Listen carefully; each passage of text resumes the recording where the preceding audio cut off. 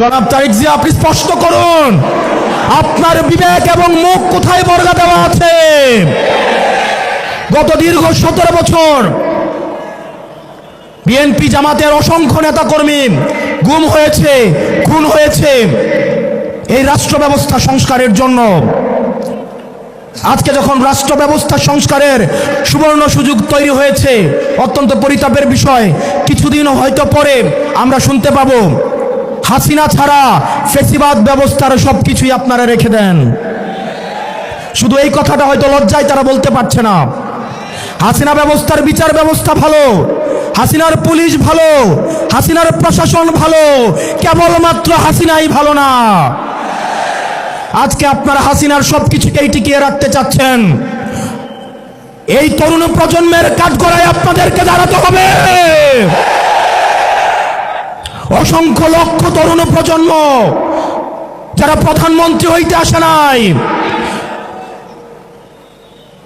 শুধুমাত্র এই দেশটাকে ভালোবেসে রাস্তায় নেমে এসে বুকের তাজা রক্ত ঢেলে দিয়ে হাসিনাকে ভারতে পালাতে বাধ্য করেছে।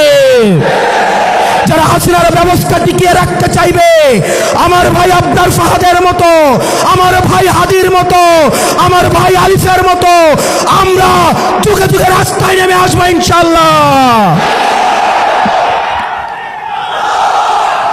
বাংলাদেশ স্পষ্টতই দুই ভাগে বিভক্ত। এক ভাগ গোলামীকে বরণ করার জন্য প্রস্তুত হচ্ছে, আরেক ভাগ আজাদির পক্ষে অবস্থান নিয়েছে। এক ভাগ ভারতীয় আধিপত্যের কাছে মাথা নত করেছে, আরেক ভাগ ভারতীয় আধিপত্যের বিরুদ্ধে বিদ্রোহ ঘোষণা করেছে। আমরা জানি আমাদের পথটা লম্বা, আমাদের এই লড়াইটা অনেক দীর্ঘ। আমাদেরকে আবার সুপ্ত গুপ্তর এই ধরনের তৃতীয় শ্রেণীর ভাষা দিয়ে আবার হত্যাযোগ্য করে তোলার ষড়যন্ত্র করা হচ্ছে। গত 17 বছর ধরে যারা ভার্চুয়ালি দল চালিয়েছে, জুলাই পরবর্তী 1.5 বছর অপেক্ষা করেছে দেশে আসার জন্য, তাদের কাছ থেকে আমরা গুপ্ত সত্যের লেকচার শুনবো ইনশাআল্লাহ। আপনারা কোনো দলের নয়, আপনারা বাংলাদেশের 20 কোটি জনগণের। আমরা আপনাদের কথা দিচ্ছি, আপনারা বিএনপি হওয়ার দরকার নাই, আপনারা জামাত হওয়ার দরকার নাই, গুলশানে লাইন দেওয়ার দরকার নাই, ধানমন্ডিতে যাওয়ার দরকার নাই, মগবাজারে যাওয়ার দরকার নাই। আপনাদের বৈধতা কেবলমাত্র জনতা। আপনারা বেনজির হারুনের ঘটনা ভুলে যায়েন না, আপনারা ওসি প্রদীপের ঘটনা ভুলে যায়েন না, আপনারা ডিবি হারুনের কথা ভুলে যায়েন না। প্রিয় পুলিশ ভাই, প্রিয় মিলিটারি ভাই, প্রিয় সেনাবাহিনী, আপনাদের কাছে আজ একটা মহান দায়িত্ব এসে পড়েছে। আপনারা কত স্বচ্ছ, নিরপেক্ষ এবং অংশগ্রহণমূলক নির্বাচন জাতিকে উপহার দিতে পারেন, সেটার মধ্যে আপনাদের আস্থা ফিরে আসবে। আপনারা কোনো দলের গোলামি করার দরকার নাই। যাতে আপনাদের দিকে তাকিয়ে আছে, যেভাবে 5 আগস্ট আপনারা জনতার কাতারে নেমে এসেছেন, ঠিক সেভাবে 12ই ফেব্রুয়ারি জনতার পক্ষ হয়ে আপনারা জাতিকে একটা নির্বাচন উপহার দিবেন। আমরা জনাব তারেক জিয়া রহমানের বিভিন্ন বক্তব্য শুনতে চাই।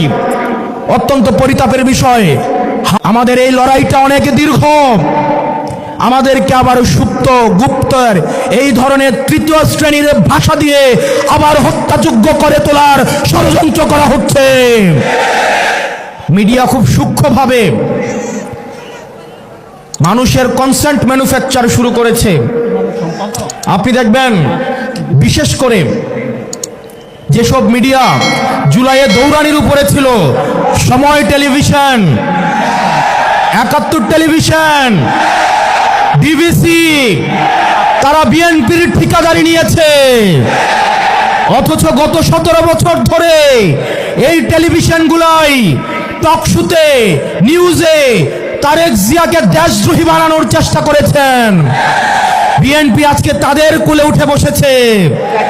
বিএনপি বিশ্বাস করেন কিছুদিনের মধ্যেই এই মিডিয়াগুলো আপনাদের পেটে এবং পিঠে ছুরি মারার জন্য রেডি হয়ে গিয়েছে।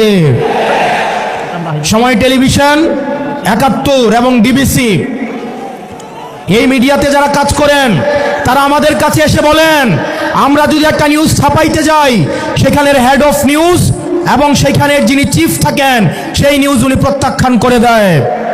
সাংবাদিকরা এসে আমাদেরকে দুঃখ দুর্দশার কথা বলে। আমরা দেখলাম ৭১-এর মালিক গত ১৭ বছর ধরে গুপ্ত এবং শিবির জামাতের পরিচয়ে জামাত শিবিরের নেতাকর্মীদের হত্যা করার বৈধতা উৎপাদন করেছে। অত্যন্ত পরিতাপের বিষয়, ৭১ টিভির মালিক এখন তারেক জিয়ার অন্তরঙ্গ বন্ধুতে পরিণত হয়েছে। এগুলো খুব দুঃখজনক ঘটনা। ইনশাআল্লাহ আগামীর যে বিপ্লব হবে, এই চূড়ান্ত বিপ্লব হবে এই দালাল মিডিয়ার বিরুদ্ধে।